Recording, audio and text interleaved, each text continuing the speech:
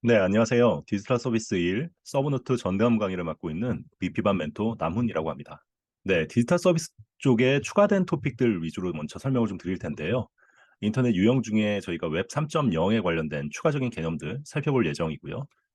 가상현실 측면에서 메타버스 아키텍처, 그리고 윤리 원칙, 그리고 전통적인 비디오 코딩에서 인코딩 효율 향상이랑 그리고 입출력 인터페이스 이런 어떤 기술적인 진보를 가지고 왔던 MIV 기술, 그리고 클라우드 구축 유형 사업자 측면에서 멀티 클라우드 보안을 좀 살펴볼 예정이고요. 클라우드 전환 관점에서 공공 클라우드 마이그레이션, 클라우드 운영 관점에서 랜딩 존과 그리고 핀옵스를 살펴볼 예정입니다. 네, 그럼 웹 3.0부터 설명드리겠습니다. 웹 3.0은 기존에 아마 시멘트 웹으로 학습을 진행하셨을 텐데 최근에 분산 웹이라고 해서 탈중앙화 측면의 3.0이 부각이 되고 있습니다. 그래서 3.0은 콘텐츠의 읽기, 쓰기 그리고 중요한 소유가 가능한 사용자 중심의 개인화 서비스라고 생각을 해 주시면 될 것 같고요. 핵심적인 기술로는 블록체인 기반이다 보니 분산 원장 그리고 분산 자율 조직, 암호화폐 이렇게 세 가지 측면으로 나눠져 있고 스마트 계약의 중개자가 불필요하다라는 부분이 특징으로 부각될 수 있을 것 같습니다. 바로 특징 설명드릴게요. 그래서 탈중앙화 데이터의 소유권이 기존의 플랫폼 업체가 아니라 개인에게 돌아갔다는 부분이 큰 차이점이고요. 그리고 높은 보안성, 블록체인 기술을 사용하니 그렇게 되겠죠. 그리고 지능화 서비스, 확장된 미디어 인터페이스. 네, 여기서 미디어 인터페이스라고 하면 메타버스, 라이프 로깅 기술들과의 인터페이스를 얘기를 합니다. 앞에서 설명드렸다시피 탈중앙성 그리고 탈중앙형 자율 조직 DAO라고 얘기하는데요. 사람의 개입 없이 트랜잭션 그러니까 프로그래머화되어 운영되는 조직의 형태라고 생각해 주시면 좋을 것 같아요. 아마도 학습하실 때 스마트 컨트랙트라는 걸 학습하신 적이 있으실 텐데요. 스마트 컨트랙트라고 하면 사전에 계약의 어떤 실행 조건들을 코드화시켜서 그 실행 조건을 달성했을 경우에 실제 코드가 실행되도록 자율적으로 실행이 되도록 만든 기술이잖아요. 그런 측면에서 이 탈중앙화 자율 조직을 구성하는 데 있어서 이 스마트 컨트랙트도 굉장히 중요한 기술 중에 하나라고 생각해 주시면 좋을 것 같습니다. 그리고 개방성, 참여 보상, 데이터 소유권이 아까도 말씀드렸다시피 플랫폼 업체가 아니라 네, 바로 개인한테 온전히 돌아간 부분들을 말씀드릴 수 있을 것 같아요. 네, 다음은 웹 3.0 주요 기술입니다. 앞에 설명드렸던 부분들이 다 특징이자 기술적인 요소로 언급할 수 있을 것 같은데요. 탈중앙화 측면에서는 저희가 블록체인 기술, 분산화된 웹이다 보니 블록체인 기술이 핵심이겠죠. 그리고 다오, 그리고 암호화폐, 네, 분산 장부에서 공개키 암호화 통해 안전하게 전송하기 위한 부분이고 해시 함수 기술들을 이제 활용을 하게 되죠. 그리고 데이터 소유권 측면에서는 NFT나 아니면 DApp 같은 웹 분산 웹 기반의 서비스들을 제공할 수 있도록 되어 있고요. 보안성 측면에선 스마트 컨트랙트, 사람이 개입하지 않는 자동 계약 실행 프로그램 정도로 생각해 주시면 될 것 같아요. 그리고 엣지 컴퓨팅, 지능화 측면에서 초거대 AI, 시멘틱 웹, 상황 인식 기술, 개인화 기술, 에이전트 이렇게 보면 좋을 것 같습니다. 이 지능화 웹은 아마도 기존에 보셨던 웹 3.0의 시멘틱 기술에서도 아마 잘 보셨던 기술들이기도 합니다. 네, 다음은 확장된 미디어 인터페이스인데요. 네, VR, AR, XR, 네, 모두 다 메타버스에 나오는 핵심 기술들이죠. 네, 그러면 웹 2.0과 3.0이 어떻게 다른지를 한번 정리해 보겠습니다. 네, 기본적인 개념은 공개 참여라고 하는 공유 개방 참여를 바탕으로 데이터를 생산할 수 있는 인터넷이 바로 웹 2.0이었다고 하면 웹 3.0은 콘텐츠의 읽기, 쓰기, 소유 여기서 중요한 건 소유인 것 같아요. 네. 사용자 중심의 개인화 서비스가 가능한 탈중앙화된 인터넷 환경이다라는 부분이 다른 부분입니다. 네. 그래서 상세 비교한 부분들이 있는데 제가 앞전에서 설명드린 그 개념적인 요소를 통해서 확장해서 이해를 하셔도 좋을 것 같습니다. 그래서 상호작용은 읽기 쓰기가 양방향이고 2.0의 가장 큰 특징이었죠. 여기서 소유가 가능하다가 3.0이 있고요. 데이터 소유권에 관련된 내용도 이제 수익이 이용자 그리고 공급도 이용자 인 부분들이 있고 정보 제공은 사용자 스스로 참여하고 지능화된 앱이 정보를 제공한다라는 부분들 이런 큰 차이점들을 가지고 2.0과 3.0을 구분해 볼 수 있을 것 같습니다. 3.0은 일단 분산화된 앱이라는 게 웹이라는 게 큰 차이점이고요. 두 번째는 정보의 소유권, 그러니까 데이터의 소유권이 기존에는 플랫폼 업체에 있었는데 이제 개인으로 들어갔다라는 부분들, 그리고 정보 제공이 사용자 스스로 참여하는 것이 아니라 지능화된 웹이 자동으로 제공한다라는 부분들을 가지고 이해를 하시면 크게 어렵지 않지 않을까라는 생각을 합니다. 네, 뒤에는 웹 3.0의 발전 저해 요인, 뭐 대응 방안 이렇게 나와 있는데요. 이 부분은 한번 살펴보시면 될 것 같고요. 네, 다음은 메타버스 아키텍처입니다. 메타버스 아키텍처예요. 네, 메타버스를 구성하기 위해 현실 세계와 가상 세계를 연결해 주기 위한 인프라 가상현실을 확장해 주는 플랫폼 정도로 생각해 주시면 될 것 같습니다. 그래서 가상현실의 구성 요소의 집합인 가상 생태계로 구성된 아키텍처. 네, 항상 말씀드리지만 종교로 기반으로 공 학습하시는 게 굉장히 중요합니다. 그리고 메타버스 아키텍처의 구성도와 구성 요소인데요. 구성도를 좀 살펴보면 인프라 측면에서는 기존에 알고 계시던 부분들이라고 생각하시면 될 것 같습니다. 이용 기기는 VR, AR, 또 PC, 스마트폰이 될 수 있을 것 같고요. 네트워크는 5G, 뭐 6G, 블루투스, 와이파이, 네, 이런 어떤 이동통신 기술들. 어, 그리고 IT 인프라는 클라우드 서버, 네, 이런 것들이 이제 서비스 제공을 위해서 필요하죠. 그리고 플랫폼은 어떻게 보면 이 AR, 메타버스 서비스를 제공하기 위해서 필요한 기술들을 망라했다고 봐주시면 좋을 것 같아요. 그래서 프로그래밍 엔진, 그리고 자산 디자인 도구, 메타버스 서비스, 활용 기술, 가상 금융 서비스들을 둘 수 있고요. 여기서 조금 더 확장해서 생태계 구성 측면에서 보면 아바타, 그리고 디지털 자산, 마켓플레이스, 마케팅 광고 이런 것들을 둘 수 있을 것 같습니다. 그래서 이런 구성 요소들을 2단락 나에는 좀 더 설명을 자세하게 해주면 좋을 것 같은데요. 인프라는 이용기기, 네트워크 인프라 위에서 살펴본 바대로죠. 플랫폼은 프로그래밍 엔진, 자산 디자인 도구. 자산 디자인 도구라고 하면 저희가 메타버스 플랫폼 안에 있는 여러 가지 이제 오브젝트들이 있잖아요. 뭐 의자가 될 수도 있고, 자동차가 될 수도 있고, 건물이 될 수도 있는데 이런 것들을 디자인하기 위한 디자인 도구라고 생각해 주시면 될 것 같습니다. 메타버스 활용 기술, 그리고 가상 금융 서비스. 네, 메타버스도 하나의 세계이기 때문에 그 서비스 내부에서는 이런 어떤 금융 서비스들 그리고 금융 거래들이 일어날 수 있기 때문에 이런 통화를 서로 환전할 수 있는 기술들이라고 봐주시면 좋을 것 같습니다. 생태계 측면에서 보면 아바타 및 UGC 그리고 디지털 자산 및 마켓플레이스 같은 게 좀 필요하겠죠. 네, 마켓플레이스 같은 경우에는 메타버스에서 사용 가능한 자산으로 가상 통화 그리고 NFT 적용 아이템, 창작물 등 여러 가지 가치의 제어와 이런 제어를 판매 구매할 수 있는 경제 시스템 정도로 봐주시면 좋을 것 같습니다. 쉽게 얘기하면 저희가 온라인 게임 같은 경우에 들어가면 그 안에서 뭔가 아이템을 거래한다든지 뭐 이런 부분들도 가능한 게임들이 있잖아요. 그런 부분들을 현실 세계와 투영하여서 네, 확장해서 서비스를 제공하는 부분이라고 생각해 주시면 될 것 같습니다. 그 운영 사례는 뭐 로블록스나 마인크래프트 뭐 이런 더 샌드박스 이런 것들이 있으니까요. 한번 읽어보시고 3단락에 활용하셔도 좋고 아니면 간글에 활용을 하셔도 네, 좋을 것 같습니다. 네, 다음은 메타버스 윤리입니다. 네, 윤리 원칙이 왜 필요할까라는 부분을 먼저 생각해 주시면 좋을 것 같은데요. 일단은 가상 융합 기술의 확산과 그리고 생태계가 구현이 되었어요. 그리고 메타버스의 실질적인 운영이 가능해졌습니다. 네. 그런데 요렇게 운영이 되다 보니 문제점도 발생을 했는데요.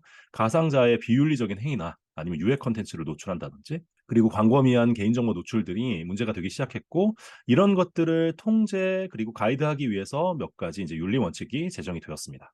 그래서 문제점 그리고 이런 것들을 해결하기 위한 가이딩을 하기 위한 윤리 원칙들이 제정이 된 부분들이라고 봐주시면 좋을 것 같고 3대 지향 가치, 8대 실천 원칙으로 지정이 되었습니다. 네. 세부적으로 좀 더 살펴볼게요. 이 그림이 좀 복잡하기는 한데 크게는 3대 원칙과 8대 실천 원칙을 기준으로 생각해 주시면 좋을 것 같아요. 38 이네요. 네. 그래서 3대 원칙이라고 하면 요 가운데 있는 부분입니다. 온전한 자아, 지속 가능한 번영, 그리고 안전한 경험. 이게 인제 지향 가치고요. 여기 안에 들어가는 이 세 가지 가치죠. 그리고 8대 실천 원칙은 그야말로 실천하기 위한 원칙이죠. 네. 그러니까 뭔가 개선하는 문제점을 해결하기 위한 실전 전략들 뭐 이런 걸로 봐 주시면 좋을 것 같은데요. 책임성, 포용성, 그리고 개인정보 보호, 공정성, 그리고 진정성, 자율성, 호혜성, 사생활 존중 이런 어떤 8대 실천 원칙을 가지고 구성을 하고 있습니다. 좀 더 세부적으로 설명을 해 볼게요. 네. 3대 지향 가치는 온전한 자아라고 했어요. 온전한 자아는 개인이 가상자가 추구할 가치와 역할을 스스로 선택하고 정체성을 성실하게 구현한다라는 부분이고요. 안전한 경험은 뭐 안전한이라는 표현에서 힌트가 다 나온 것 같은데 여러 가지로 참여하고 활동하는 것이 안전하고 참여자가 신체적 그리고 정신적 경제적인 침해를 받지 않아야 한다라는 부분입니다. 그리고 지속 가능한 변형은 혁신과 번영의 기회가 포착되는 공간으로서의 메타버스가 미래 세대에도 이어져야 함. 네, 이런 비전들을 가지고 상 세 가지 지향 가치를 정리했고요. 실천 원칙이에요. 실천하기 위한 원칙들인데 진정성. 네. 자아가 현실 자아에 영향을 미칠 수 있음을 고려하고, 네, 그러니까 현실과 가상 세계를 분리한다는 내용이죠. 그리고 성실하게 자신의 전체성을 구현하고 진실하게 행동한다는 겁니다. 자율성, 네, 이용자가 외부의 압력이나 간섭 없이 메타버스에 참여할 수 있어야 한다라는 부분이에요. 호혜성은 이용자 간의 디지털 재화 소통 과정에서 서로 존중과 예의를 갖추고 행동해야 한다라는 부분입니다. 사생활 존중은 현실과 유사한 가상 세계에서 타인의 불쾌감을 유발할 수 하는 부분들을 지양해야 한다라는 부분이겠죠. 그리고 공정성은 창의적 역량을 발휘할 창작물을 제작하고 유통할 수 있는 기회에 차별 없이 공정하게 접근이 가능해야 한다라는 부분입니다. 그리고 개인정보 보호는 개인 식별 정보, 생체 정보, 활동 정보 등 가상 세계의 개인정보 범위를 인지하고 최소 수집 및 보호하기 위해 노력해야 한다이고요. 포용성은 인종이나 성별, 국적, 경제 수준, 그리고 정치, 종교적 신념이나 신체적인 특징에 차이가 없이 차별이 없는 접근성을 보장해야 한다라는 부분을 얘기하고 있습니다. 웹 접근성이 생각이 나네요. 네, 다음은 마지막으로 책임성입니다. 책임성은 인류의 기본 가치, 문화 규범 등이 보존되고 혁신과 번영이 미래 세대까지 이루어지도록 노력해야 된다라는 부분입니다. 그래서 이런 윤리라고 하면 저희가 이게 기술 같은 경우에는 굉장히 명확하게 다가오는 부분들이 있잖아요. 그런데 윤리는 조금 이게 개념적인 얘기들이다 보니까 왠지 이게 뭐 확실하게 와닿는 부분도 좀 부족하고 하기 때문에 이렇게 뭔가 다른 어떤 개념들과 비교해서 보시면 좋을 것 같은데요. 일단 인터넷 윤리는 인터넷 세상인 사이버 공간에서 일어날 수 있는 일들에 대해서 기본적으로 지켜야 할 인간 생활에 대한 규범 또는 공통적인 책무입니다. 아마도 전부 다 윤리를 지금 설명하고 있기 때문에 이 공통적인 책무, 규범 뭐 이런 내용들은 다 동일할 것 같아요. 그죠? 근데 이게 어디서 활용이 되느냐에 따라서 쪼끔씩 다른 것 같습니다. 그래서 인터넷 윤리는 인터넷 세상에서 일어나는 일들을 통제하기 위함이고 인공지능 윤리는 인공지능 관련이겠죠. 네. 그리고 메타버스는 방금 들으셨던 대로 메타버스 및 개발 운영하고 있는 이용 과정에서 나타날 수 있는 영향들을 컨트롤해 보자라는 측면입니다. 네, 다음은 MPG Immersive 비디오입니다. 네, Immersive가 아마 저희가 몰입 뭐 이런 내용들이 좀 있을 것 같은데요. 조금 더 MPG가 몰입할 수 있는 비디오 기술 정도로 생각해 주시면 좋을 것 같아요. 그래서 현실 세계 그리고 가상 현실, 증강 현실, 메타버스로 이어지는 이런 어떤 그 기술의 발전들이 좀 있었는데 이런 것들을 발전이 되다 보니 실제로 이런 서비스를 조금 더 몰입화해서 구현하기 위한 비디오 기술들이 필요하게 되었고 이런 측면에서 지금부터 설명드리려고 하는 MPG Immersive 비디오가 나오게 됐다고 생각해 주시면 좋을 것 같아요. 네, 그래서 이 단락에서는 MIB의 기술의 개념과 구성 요소를 이제 설명을 할 텐데요.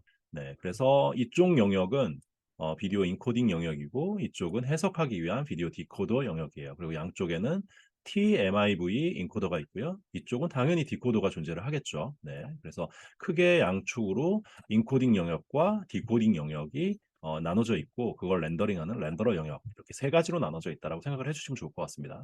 그래서 차이점은 전통적인 비디오 코딩에서는 인코딩 효율 향상 그리고 입출력 인터페이스, 압축 처리를 위한 코덱의 개수들을 나타내는 픽셀률 증가를 억제하고 비교적 적은 수의 2D 비디오 코덱을 통해서 사용자 인터랙션에 따라 최적의 주관적 화질을 재현한 기술 정도로 생각해 주시면 좋을 것 같아요. 그래서 조금 더 구체적으로 좀 더 설명하면 아까 제가 인코딩 영역과 디코딩 영역이 있다고 말씀 좀 드렸잖아요. 거기서 중요한 부분은 TMIV 인코딩 영역인데요.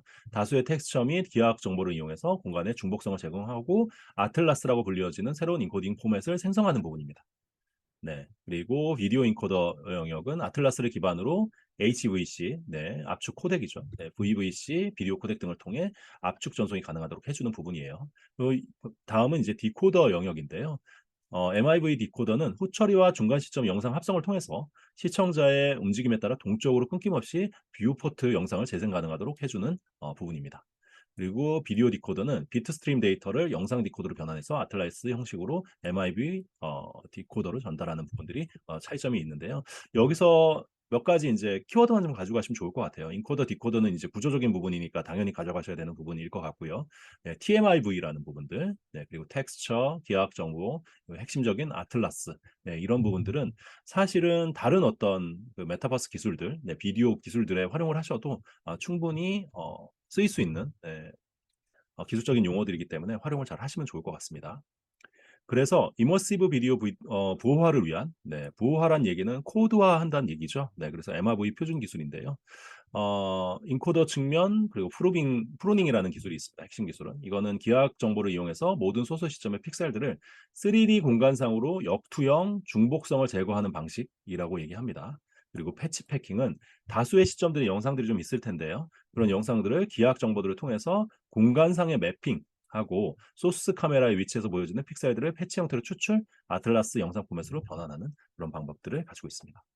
단말 측은 아틀라스 패치 점유 지도로 렌더러 같은 부분들이 있어요. 렌더러 요거는 이제 디코드되어 분리된 패치들로부터 시청자가 바라보던 방향에 해당하는 중간 시점의 영상을 합성, 뷰포트 영상으로 제공하는 부분이 있습니다. 네, TMIV 인코더 기술인데요. 입력, 뭐 인코더 이렇게로 나눠지고 속성, 엔티티 맵, 시점 파라미터, 그리고 인코더 측면에서 그룹 인코더, 인페이팅 모두로 나눠지게 되고요.